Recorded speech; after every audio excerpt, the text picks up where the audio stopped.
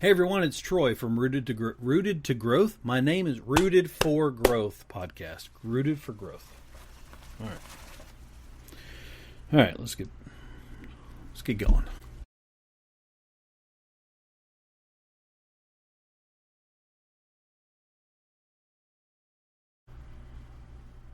Hey everyone, it's Troy with Rooted for Growth podcast. Welcome to this new format that I'm trying out in video form. So hopefully you are okay with seeing me. If you're not, I still am going to offer this available for audio only through Spotify and the other places where you can get your podcast. But wanted to do video form because I wanted to be able to talk directly with you instead of just talking in your ears or whatever. But yeah, welcome for the first episode of Rooted for Growth podcast, video form. Today's episode is about the stream. Have you ever been dehydrated or like really, really needed something to drink, like lips all cracked and just feeling really, really thirsty? It reminds me of the days when I was in high school. I used to be in the marching band. And in the summer, like we're in right now, we would go to our band camp for a week at a time, sometimes 2 weeks at a time. It just depends. We would go for several weeks there at the school itself, and then we would go off to a certain location for a week and do some more intense practices there. But there was always a giant container of Gatorade that was there on the sidelines, so that every break people can go over and get some Gatorade. Parents would set up these big tables full of Gatorade. I was always partial to the orange. I know, might be in the minority there of dealing with orange. I also kind of like the lemon lime. Don't hate me, but I kind of like the lemon lime as well.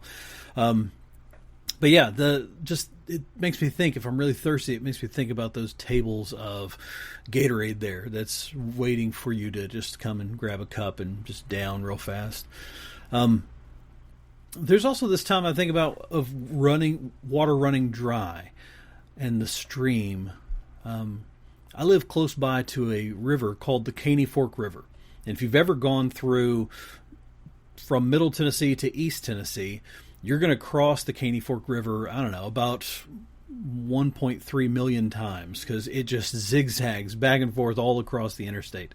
And there's big signs where you can canoe the Caney Fork River. And I remember one time, me and Aaron's uncle and a couple friends went to kayak down the Caney Fork River. And you would start where the dam is. So you come in there where the dam is when the river is kind of low and just kind of flowing. And you get in, you start going down the river, and then you don't ever want to be there when they're generating, because that means water's coming out of that dam there and it's just flushing down the river, and the river can rise really fast. So you're usually riding it when it's coming off of generation. And things are at their lower point.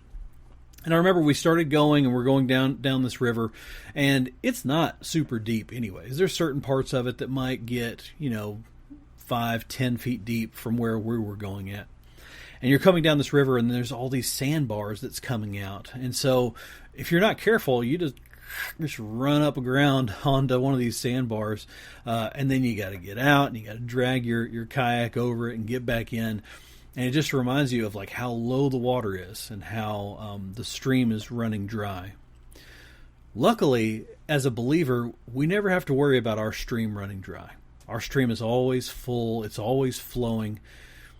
And the important thing is it's always there when we need it. The stream doesn't move. It's there. If you need the stream today, it's there. Jesus said in John 7:37, "If any man thirst, let him come unto me and drink." And I think about those tables of Gatorade. Like, Jesus is just there waiting to give you a drink. All you have to do is come. The invitation is not to fix yourself. It's not to deal with your dehydration on your own. It's to come to Him and let Him deal with that. Let Him fill you up. Let Him rehydrate you. A dry season isn't a sign that God left. Like I said, that stream is always there. Usually what it means is that you have moved away, or you have shifted your focus away from the stream instead of where the stream of living water flows. So that dry season is usually drawing you back to where he wants you. Sometimes we forget that. Sometimes we forget that that stream is there and it's available for us while we're focused on all these other things. Do you ever get sidetracked with what you're doing? I get sidetracked several times a day, usually. There's this one time I remember I needed a cup of coffee, and I was like, I need to go get a cup of coffee. And I would go into the kitchen and pour myself a cup of coffee. And while I was out there, I'd think, oh, that's right, I left something in the dryer. I need to go down to the dryer. And I would change the laundry out in the dryer, take the things in the dryer up to the bedroom to start sorting those out and folding those, putting those away. By the time I get done with that, I'm like, oh, I have a cup of coffee. So I'd go out to the kitchen, get the cup of coffee, which is now cold, put it in the microwave, start the microwave. While the microwave's going, start scrolling on my phone and remember, oh, that's right, I needed to send that email. So I'll come back here to my office, pull up my email, send my email, get in the middle of another project and think, man, I'm thirsty. Oh, that's right, I've got a cup of coffee in the microwave. Go back out to the microwave, start it up again. And then I remembered something else. And my dog needed to go outside, had to go outside with the dog, came back in, started working on something else. And I remember later on that day, like it was into the evening almost, I went to look in my kitchen and I saw something in the microwave. And I thought, what is this? I opened it up and there's the cup of coffee that I never drank. Has it ever happened to you? Do you ever get sidetracked on things?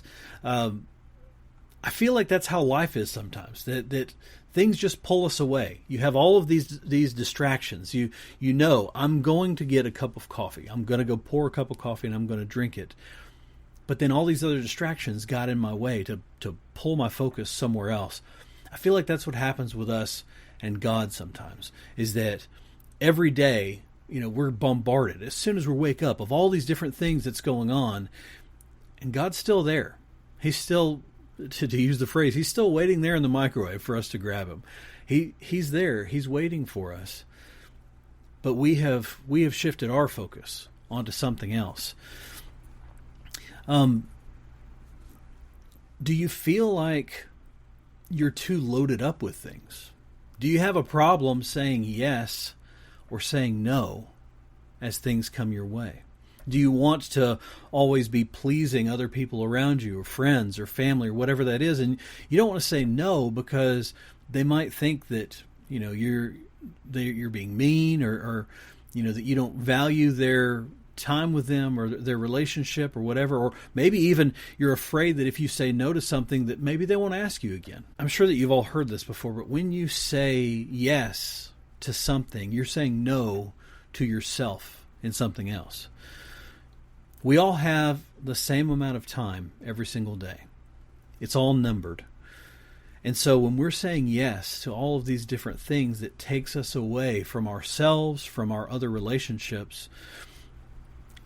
It puts a hindrance on us. So, and I'm saying this to myself, because how often when you wake up, the first thing you do is you grab your phone. I know I do. That's the first thing I do. I grab my phone. Did I miss anything from overnight? I mean, usually I can back this up with some sort of a really good excuse. Well, I got to make sure that my daughter's okay. Or I need to make sure that Michelle didn't text me in the middle of the night and something's going on. I need to make sure that there's not some emergency out there that I need to be involved in somehow. That all of my people are safe. That everything is good. Those are very valiant things to need to look at your phone for. How long does it take you to really check that, though? Maybe a minute, 2 minutes most, just to make sure the world is okay as far as your little world goes. Then what do you do? Well, I know for me, I end up scrolling and scrolling and scrolling, and next thing you know, 10 minutes, 15 minutes, 30 minutes has gone by. I haven't even started my day yet. How much more valuable would our time be with Jesus if every morning, instead of grabbing our phone, we grab our Bible? If we've got time to spend 15 to 30 minutes scrolling on our phone first thing in the day, and then we get rushed because oh no, now we're behind because we've been scrolling on our phone, how much more valuable would it have been if we would have spent 15 minutes reading God's Word and in prayer before starting the day out? I'm preaching to myself on this because I fall into this trap daily. So, as a reminder, let's come to the stream. Let's come to the stream first thing in the morning and let Him fill us so that our day is there, right on the banks, right on the shore with Him. John 4:14 says, "The water that I shall give shall be in Him a well of water, springing up into everlasting life." If we start off our day in that stream, we will have that well of water all day long. Psalm 23:2 says, "He leadeth me beside the still waters." And in Isaiah 58:11, it says, "You'll be like a watered garden." Man, what a phrase, a watered garden. Now, a little side note here. I'm not a good gardener. I want to be. Man, I really want to be. And about every year, I think I could be. But life gets in the way, and I end up not watering the garden properly. I don't guard it the way that I need to guard it, so it ends up becoming a salad bar for the deer as they come through my yard. And then I get frustrated and I leave it. And right now, I've got this really nice garden set up in my yard with railroad ties. It's a really wonderful, wonderful space that's just overgrown with grass and weeds because I haven't been watering it and tending to it the way that I need to. But there in Isaiah 58:11, coming to Jesus and coming to that stream on a regular basis, it says, you'll be like a watered garden. Man, there's nothing better. Nothing better in my mind of thinking about that. You don't have to hustle for healing. Hustle's a big word right now. You got to hustle. You got to, in every spare moment of your time, you got to put something there that you're always moving forward. You're always doing something. You're always achieving. You don't got to do that to heal. You just have to sit by the stream. Let that living water come over you and heal you. You just have to stop long enough to be healed. So, as I kind of wrap up today, let me bring a couple of notes to you that maybe will help. So let's be really honest. What are you really drinking from? Are you drinking from this stream of life? Or are you drinking from this stream of the world? Is the world getting in your way from being with God on a regular basis? Where are you looking for renewal that doesn't satisfy? For me, it's my phone. I'm just going to be honest. That's where I look for renewal, because when I get that moment where I'm just either overwhelmed with life or I have a free moment or whatever, I mean, it's like automatic. I pull my phone out and start scrolling. Where are you looking for renewal that doesn't satisfy? What would it look like to stop and let God pour back into you? Just to stop, to set aside some time where I'm like, Lord, I'm not going to look at my phone. I'm going to put it on silent. I'm going to put it in the other room. I'm going to sit here. I'm going to read your word. I'm going to close my eyes and I'm going to pray and I'm going to meditate. And I just want you to fill me with what you have for me today. Man, what a way to start the day. And is rest something that you receive, or is it something you keep trying to earn? Do you keep saying, man, I got to schedule some time for a break, or man, I'm looking forward to that vacation, or man, I'm looking forward to that day off that I'm going to have? Are you constantly chasing after rest? Because the Lord can provide rest on a daily basis. It's just spending time with Him, resting in His arms, first thing or last thing, or whatever time of day that it fits you to be resting with Him. So my encouragement to you this week is take a break with God. I realize not everybody has time in the mornings to be able to do that. Maybe you've got time at your lunch break. Maybe it's just the 15 minutes that you can just get away just for a minute.